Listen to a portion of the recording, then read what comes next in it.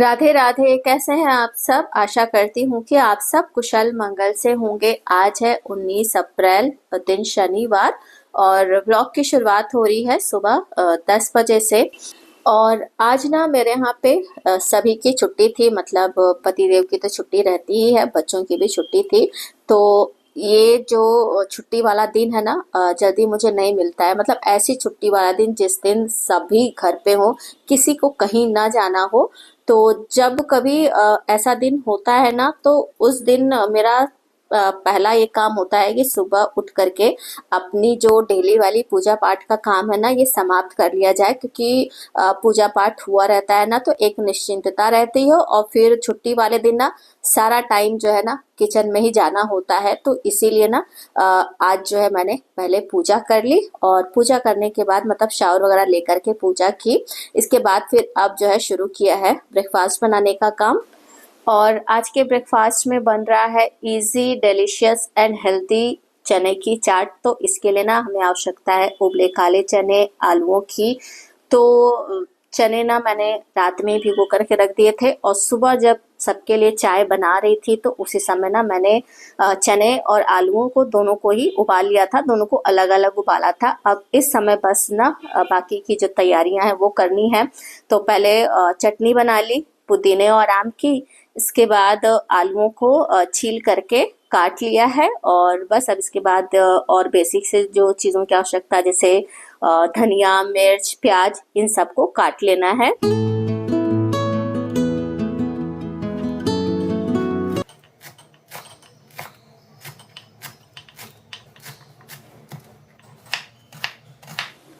Chopping का सारा काम समाप्त करने के बाद अब वो टाइम है कि चाट बना ली जाए। तो ये है उबले काले चने। तो इन्हें मैंने ना पानी में से निकाल दिया है, पानी इसमें ज़रा सा भी नहीं है। अब बस सारी चीज़ों को एक साथ मिक्स कर लेना है। तो सबसे पहले इसमें डाल दिया आलू, प्याज, हरा धनिया, हरी मिर्च, स्वादानुसार सफ़ेद नमक, काला नमक,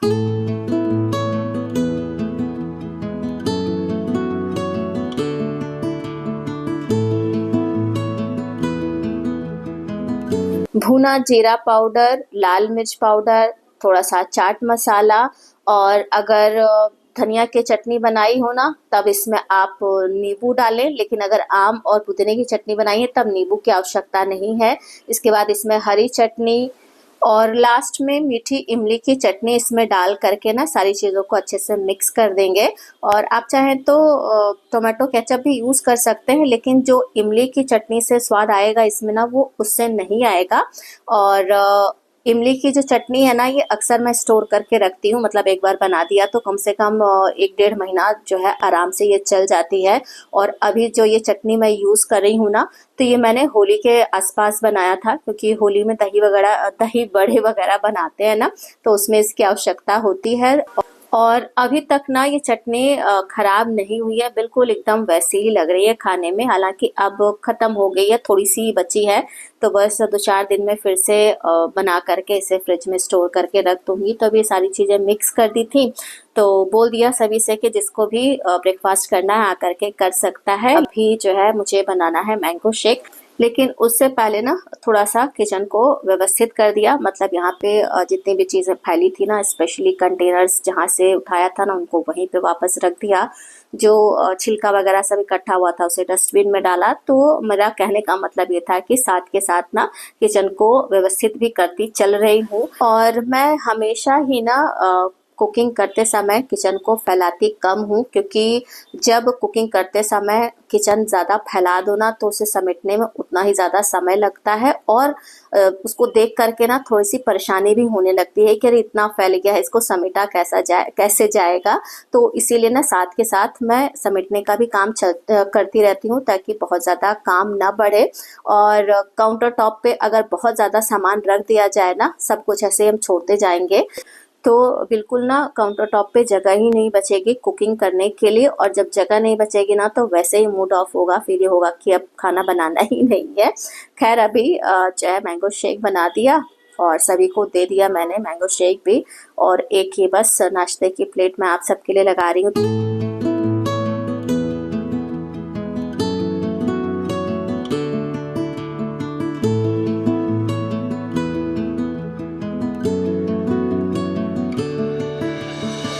सबको ब्रेकफास्ट देने के बाद अब समय है कि मैं भी ब्रेकफास्ट कर लूं। तो यहाँ पे मैंने चाय बना दी है। तो चाय पीने वाले केवल मैं और मेड है, तो बस हम ही दोनों लोगों के लिए चाय बनाई है। वैसे चाय थोड़ी सी ज़्यादा बन गई है, लेकिन मेड पी लेगी। इन लोगों को थोड़ा सा चाय ज़्यादा पीने की आदत होती है। तो अपना भी मैंने ब्रेकफास्ट ले लिया और मेड का भी ब्रेकफास्ट इसको दे दिया है। तो फिलहाल हम दोनों लोग बैठ के एक साथ ही यहीं पे ब्रेकफास्ट कर लेंगे। अक्सर ही मैं जो है ना इसी के साथ ही ब्रेकफास्ट करती हूँ, क्योंकि उसके आने का समय और मेरे ब्रेकफास्ट का समय लगभग एक ही रहता है।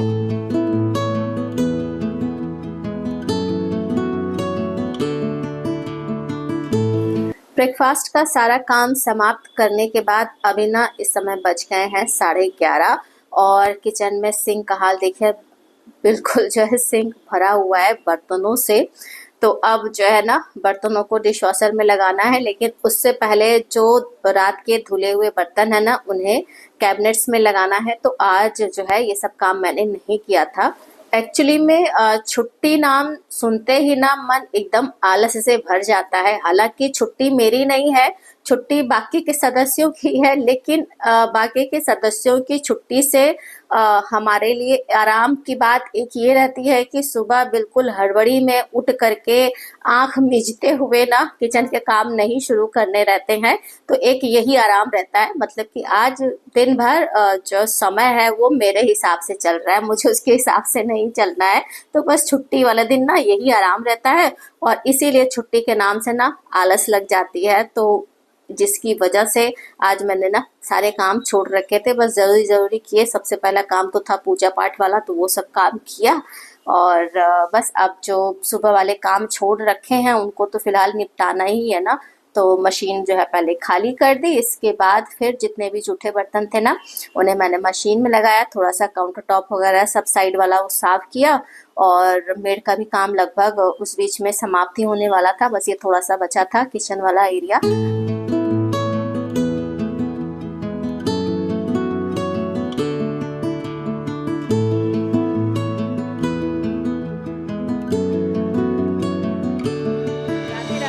तो मेड जो है चली गई है और अभी इस समय ना 12:30 हो रहे हैं। तो घर के लगभग सारे काम समाप्त हो गए हैं, बस केवल अब एक लंच बनाना है और कपड़े वगैरह धुल करके मशीन में पड़े हैं उनको फैलाना है और मार्केट भी जाना है, लेकिन लग रही है आलस, मन नहीं हो रहा है जाने का मार्केट। और मौसम हालांकि आज अच्छा हो गया है, खूब अच्छी ठंडी ठंडी हवा चल रही है, कहीं लग रहा है आसपास में बारिश वगैरह हुई है। तो अब देखते हैं क्या मूड करता है। अभी तो फ़िलहाल मन हो रहा है कि पता नहीं, कुछ समझ में नहीं आ रहा। अभी छोटे छोटे मुझसे मेरे बहुत सारे काम है सिलाई वगैरह के और रोज़ जो है टलते जा रहे हैं। मेरे समझ में नहीं आ रहा है कि कैसे जो है इन कामों को निपटाया जाए। मशीन वगैरह सब निकाल करके रख दिया, मतलब बिल्कुल सेटअप तैयार है कि बस बैठ करके जो है सिलाई करूं, लेकिन फुर्सत ही नहीं मिल पा रही है। और अभी आप सबसे बातें ही कर रही थी, तब तक जो है ये देखिए सुपुत्र जी हमारे बड़े बैठ गए हमारे पैर दबाने। आज जो है सेवा हो रही है मेरी, पैर दबाया जा रहा है। वैसे किस खुशी में यह सेवा हो रही है? सुंदर बीवी सुंदर बीवी चाहिए और कुछ नहीं चाहिए। नौकरी तो मिल जाएगी, कैसे मिल जाएगी? तो जब से कॉलेज जाने लगा है ना, ये तब से बहुत ज़्यादा बदमाश हो गया है। क्लास 12th तक तो बहुत ज़्यादा शांत और सीधा बच्चा था, लेकिन कॉलेज जाने के बाद से ना बिल्कुल एकदम से जो है चेंज हो गया है। खैर बच्चे अगर बदमाशी और शरारतें नहीं करेंगे तो हम और आप थोड़ी करेंगे। तो काफ़ी देर तक बैठ करके बच्चों के साथ ही बातें करती रही स्कूल कॉलेज की पढ़ाई लिखाई से संबंधित। तो बातचीत करने के बाद ना अब समय था कि थोड़ा सा किचन में कुकिंग वगैरह का काम किया जाए, क्योंकि लंच बनाना था। लेकिन उससे पहले बाहर के मौसम का हाल चाल लिया, तो हल्की हल्की धूप है और ये प्लांट दिखा रही थी अभी जो नर्सरी से लेकर के आई थी ना। तो धीरे धीरे करके ना जो प्लांट्स हैं उन्हें प्लांटर में लगाने का काम चल रहा है। तो ये काम कई दिन का है और जब सारे प्लांट्स ना लग जाएंगे और फ्लावरिंग वगैरह होने लगेगी तब आप सबको भी दिखाऊंगी। फिलहाल तो अभी ना किचन में आकर के लंच बनाने की तैयारी शुरू की। तो कद्दू रखा हुआ था। मैंने सोचा कि कद्दू चने की दाल और चावल बना लिया जाए, लेकिन बच्चे ना दाल खाने के लिए तैयार नहीं थे।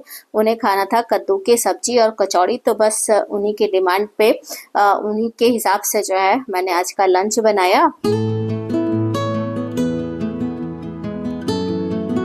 ये था मेरा आज का सबकी छुट्टी वाला सैटरडे व्लॉग। तो व्लॉग मैं यहीं पर एंड कर रही हूँ। व्लॉग अगर अच्छा लगा हो तो प्लीज़ वीडियो को लाइक और चैनल को सब्सक्राइब करना ना भूलिएगा। मिलते हैं अगले व्लॉग में, तब तक के लिए जय श्री कृष्ण।